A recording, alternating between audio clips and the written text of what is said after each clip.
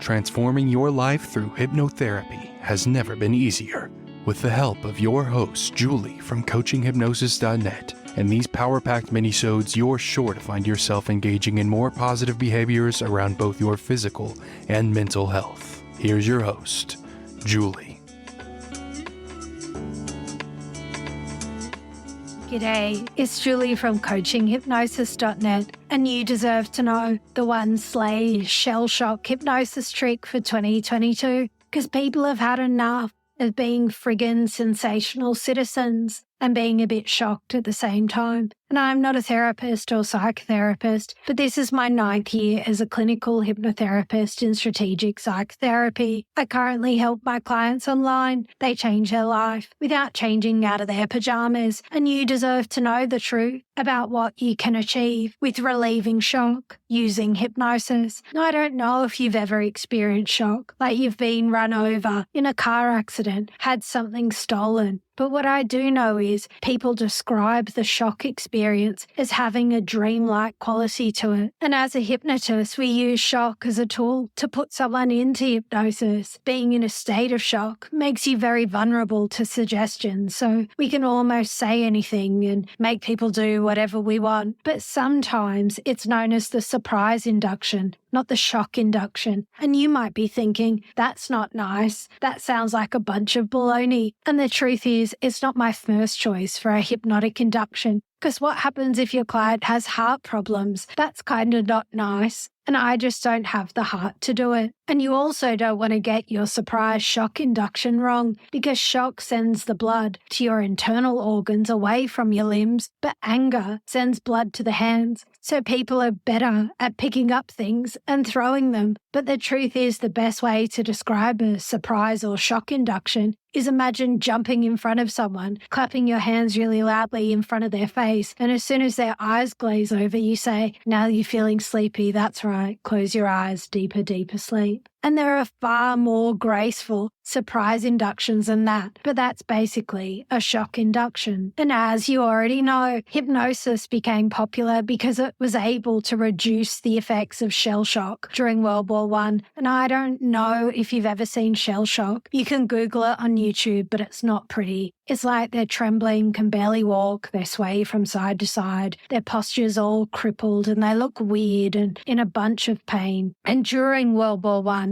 there was a great need for rapid psychological treatment with traumatized combat soldiers, and the worst thing was practitioners started to dabble with traumatic memories, and it was unfortunate that there was a theory that their symptoms of war neurosis were due to the repression of anger. The soldiers would be hypnotized and asked to remember past traumas, but also give them the opportunity to act out the transformation of their fear into anger. But as you and I both know, this is one of the worst things you can do to a human, because the patient has to then go and live through the original terrifying experiences all over again. But what they noticed was if the patient was in shock and suffering physical symptoms of shell shock, once they were hypnotized to get information out of them, the practitioners found they had amnesia, but under hypnosis, their physical symptoms disappeared. And then there was a terrible theory, the Freudian concept, that emotion was quantum energy like a charge of electricity. Therefore, each emotional memory implied the existence of a distinct pocket of explosive energy in the mind or nervous system. So it was assumed the soldiers, behaving in a weird way when asked to relive out their memories, they were releasing disturbed pockets of energy that would be released from the system. Thank goodness the conclusion was that patients who were made to relive through the disturbing memories repeated in hypnosis showed an increase of symptoms rather than relief. And thank goodness all great hypnotists still to this day refuse to practice an energetic model that emphasizes on the emotion releasing or letting go or uncovering memory aspects of hypnosis. The good news is the body can recover from shell shock. You don't need to relive the memory, but it helps a bunch if you take the time to go on and create new memories and new experiences. And that's because, as you already know,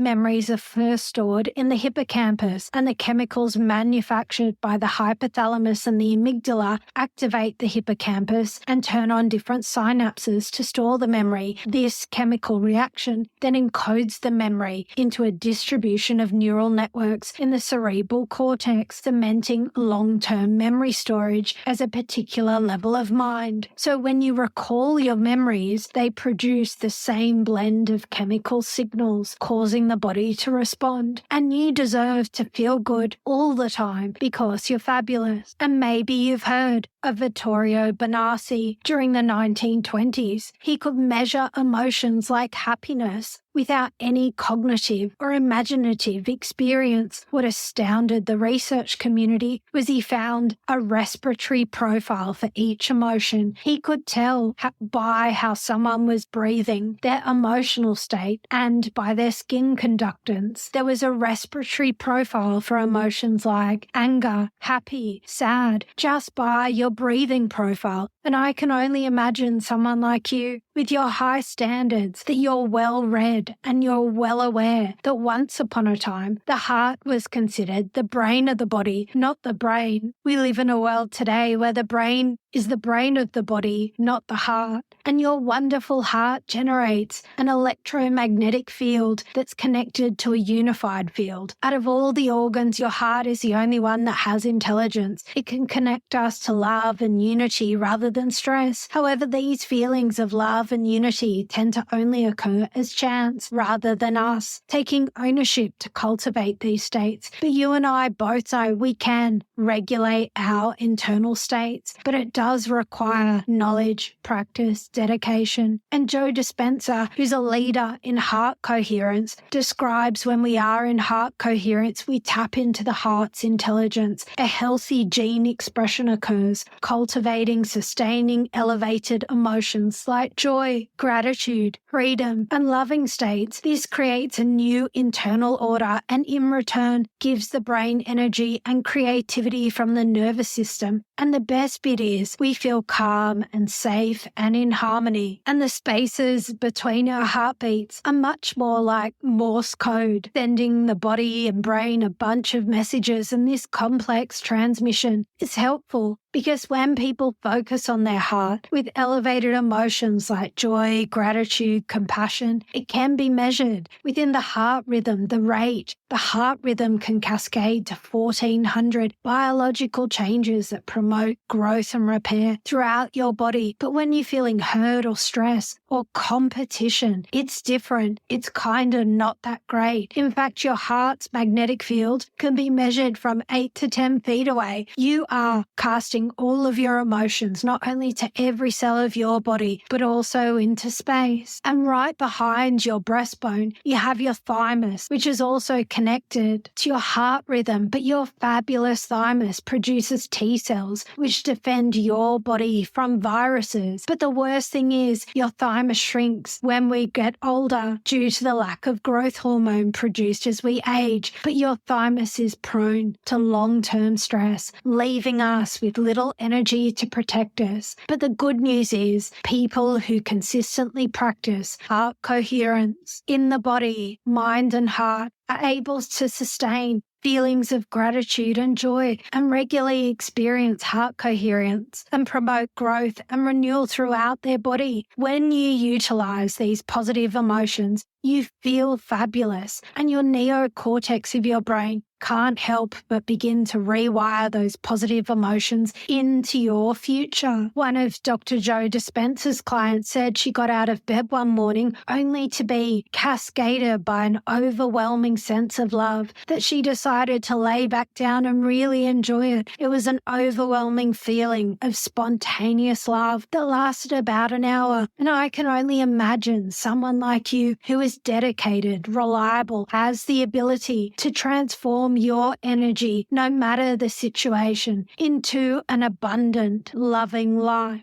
Here is the one slay shell shock hypnosis trick for 2022 because some years ago, one of the hypnosis graduates wrote a script and shared a story that he had been attacked by 3 men and left broken and bleeding in the street with shredded skin and torn tendons, broken bones, and bone loss. He arrived at the hospital but was put on hold when firemen and burn victims flooded the emergency room. He was an accomplished practitioner of self-hypnosis and slid easily into a state where the bleeding ceased and the pain melted. But instead of looking favourably on his demonstration, the nurses panicked that insisted to the resident on duty that they were losing the patient. There are numerous emergency personnel who should certainly assist in an injured man or woman with only the bare minimum of training in hypnosis. Maybe ambulance drivers, emergency medical technicians, nurses, or even police officers, because it could increase their value to critical injury victims. With only a few language skills. Occasionally, even professionals forget that the client can hear of various stages of consciousness or unconsciousness, and the shock that professionals verbalize, like, gee, this guy's a real mess, or cripes, I don't see how this guy's even alive, or man, look at all that blood, can profoundly affect the client. A brief hypnotic induction can not only help the client, but make an emergency team's job even easier. Like, okay, I'm here with you now, and I've got everything prepared, it's going to be fine. The doctor's on his way and he'll fix you right up. And in the meantime, there are a few things we can do now ready. So just relax. Let all the muscles in your body relax. Take a nice deep breath, then release it and relax. Let everything go, just melt. Good. And as your body releases and relaxes your thoughts, you can relax as well. And a part of you stays awake and aware, and the other part just lets go. Have you ever been driving down the highway and sort of lost in thought and suddenly realized that you had missed your turn off and now you had to drive a long way to get home? Well, that's probably how you feel now. Part of you is distracted, but remember that although we missed your turn off, part of you drove the car just fine. And that's the part I'm talking to you, the part that takes care of things. Even when you start daydreaming about a place far away from here, there's a part of you that keeps on breathing, keeps your heart beating. Even if you were to fall asleep, the part that's working now can carry rich, clean blood to areas that need healing. It can turn off the flow of blood. If much is flowing to another area, that's what happens when you blush. Extra blood flows to your cheeks, or when you are frightened, the blood flows to places it thinks it needs protection. It's almost as if you had a built-in hospital fixing, repairing, and healing. Now let your muscles relax, let your thoughts relax, and if you want to make things even better, just take nice, slow, even breath. That's how you keep fresh, clean oxygen flowing to all parts of your body that need healing. Actually, you've been helping your body to heal already. I've noticed that you've loosened up on your muscles that lets blood carry healing platelets more easily. You may have noticed you've actually feel better as you allow the breath to flow in and out of your body. You're doing fine. I'm helping from the outside while you do the work on the inside. And by the looks of things, we make a good team. In fact, one of the best things you can do is to release and relax, allowing your body to do all that it needs to do, healing, flowing, rebuilding, energizing, everything you have inside. The natural painkillers, the chemicals, the minerals, the cleaners and repairers are focusing their full attention on bringing about a total healing. Your heart is beating fine. You are breathing. Yes, you've lost a little blood, but your body knows how to make new blood. You know that people donate blood at hospitals all the time, and of course, it takes a few hours for their bodies to replace it, but it surely does. And I would like for you now to imagine what it would look like if you could be as small as a microscopic dot and you could just look inside and see all the activity inside, all the fixers and healers and repairers inside your body now. And if you can imagine it, I bet things look pretty busy in there, and that's good. It means we can leave the body to do its repair job. and I'll take you on a mental journey to a beautiful place. Far from here, we can relax now. We know your body can take care of itself. The doctor's on its way. It won't be long. And now, while we're waiting, I'd like for you to imagine a beautiful place. So what if you thought about shock hypnosis differently? And what if you didn't? The choice is yours.